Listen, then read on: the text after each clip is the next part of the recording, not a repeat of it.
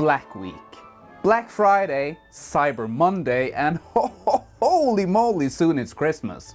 With all of these special holiday offers floating around right now, here are my 5 tips to what you can get to an up-and-coming YouTuber or filmmaker, or maybe you want to get it for yourself, coming up.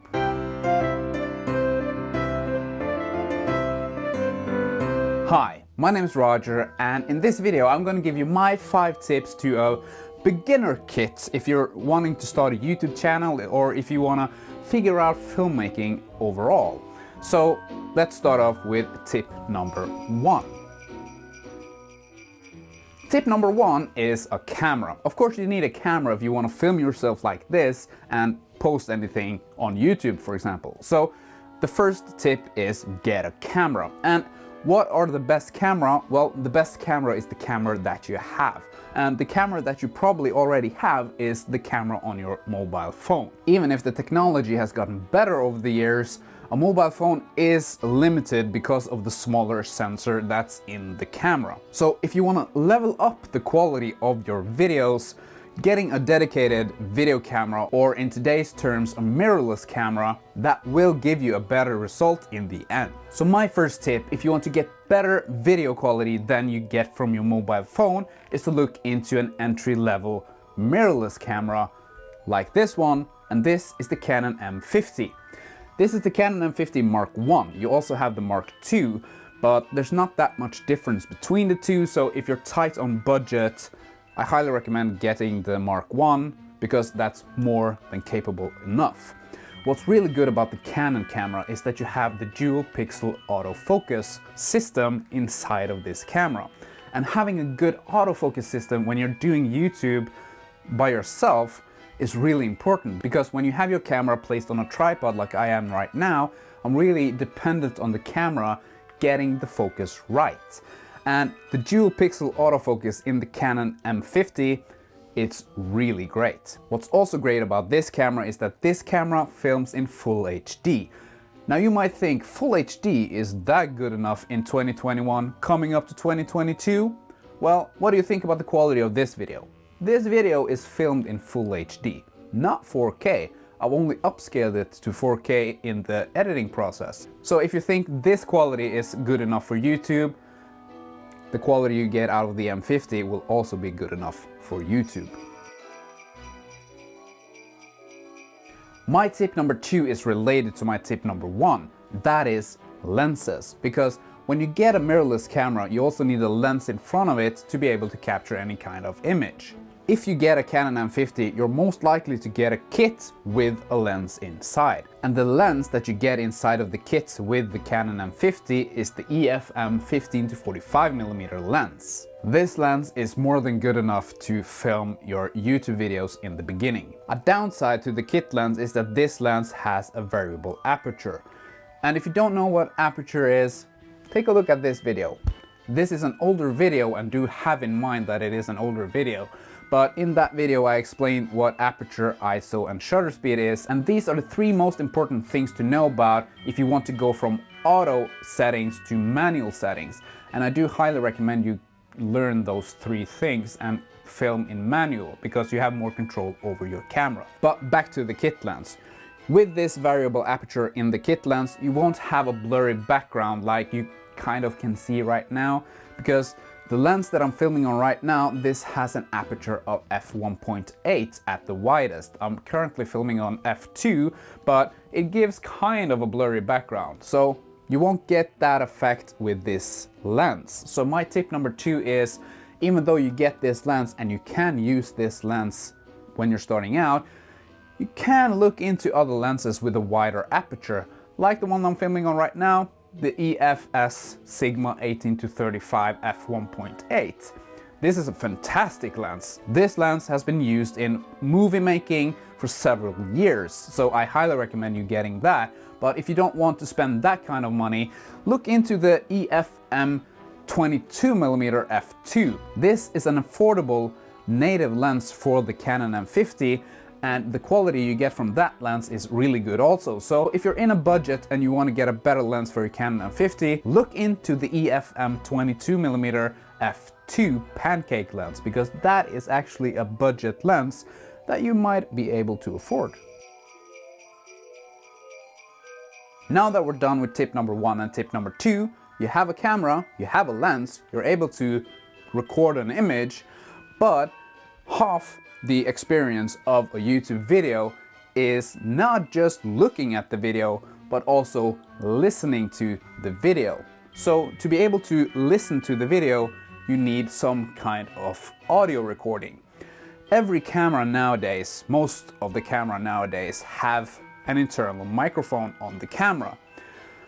But that's not the best audio quality that you can get, and you need to be really, really close to the camera to be able to get a good or decent audio quality out of the internal microphone. So my tip number 3 is get an external microphone for your camera. And there are a lot of external microphones that you can get for your camera in every price category. And I do encourage you to look into the Rode Video Micro. This microphone is really budget friendly and still gives good audio quality to your videos. The Rode Video Micro is placed on the hot shoe mount on your camera, and then the headphone jack is placed into the microphone inputs of your camera.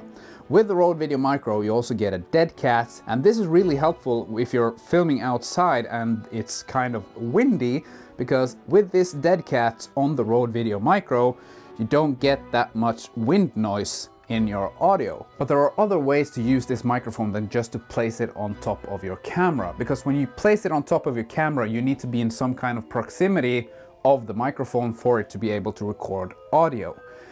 You can also get an extension cable for this microphone. That way you can actually boom this microphone right outside of your shot and still be able to use it as a microphone for your YouTube videos. You don't need it to be placed on your camera all the time. There are a lot of microphones in the same price range as the Rode Video Micro, like the Boya MM1, like the D84 Duo. All of these microphones gives you good audio quality. So it's up to you, what kind of microphone do you really want, but I highly recommend you starting out with one of these microphones in this price range, because having good audio, it's half the experience of a good video.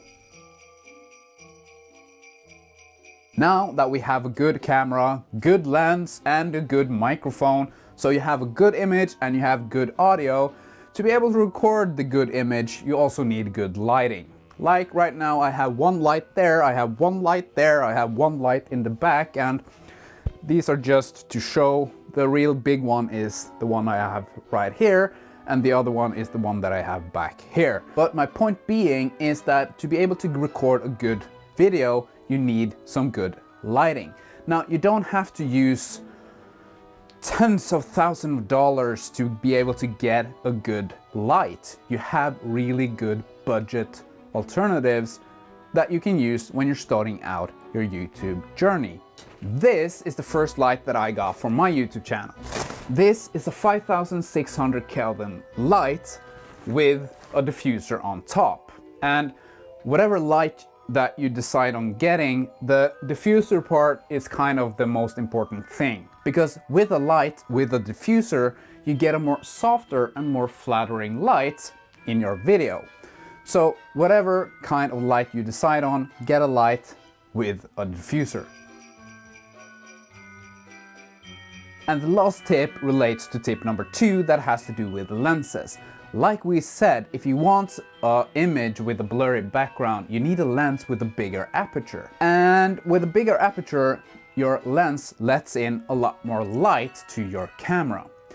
If you're inside and you are in control of your lighting, it's all fine. You then decide how much brightness you want your light to have. But if you're outside, let's say you're outside vlogging and you still want this shallow depth of field or blurry background and it's a bright sunny day, having a lens with a big aperture lets in too much light and your image is going to be blown out. What you then need is sunglasses for your lens. And sunglasses for your lens is called a neutral density filter. This filter is placed in front of your lens like this, And the point of a neutral density filter is that it blocks sunlight from reaching into your sensor. That way you can have a wider aperture. Let's take this off again so you can see me. That way you can have a wide aperture on your lens and still film outside, and you won't have this blown out image. What I have here is a variable neutral density filter. That means that you can twist this and the density of the filter will go from dark to not so dark. So if I place this on top of the lens right now, you can see that it gets darker, but if I twist this around, it gets really dark. So with the variable ND filter, you can adjust how much you want this filter to block out sunlight. These filter comes in different kind of sizes, and the size that you need depends on what kind of lens you have and the filter thread around your lens. But let's say you get the kit lens with your Canon M50 and then you decide to get the EF-M 22mm or the Sigma 18-35. These three lenses have different kind of filter thread sizes. So one ND filter will not fit on top of all the lenses, but you don't need to get three separate kind of ND filters. You just need to get a big one like this. This is an 82mm and this is the biggest ND filter that I have. And instead of getting one ND filter for each and every one of your lenses, you get these. These are step down rings or step up rings depending on who you ask, but the point of these step up rings or step down rings is that you place them onto your filter, and then depending on how many you need or what kind of size you need, you just place several of them on top of that again, and eventually you can fit this onto each and every one of your lenses. So yeah, get the step up rings, then you only need to get one filter for your lenses.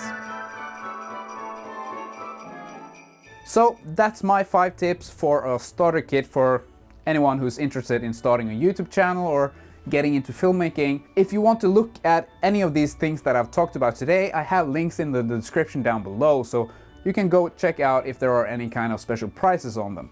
And I hope you got something out of this video. If you did, please hit that thumbs up button down below. Subscribe if you haven't done that already, and maybe I will see you in another video.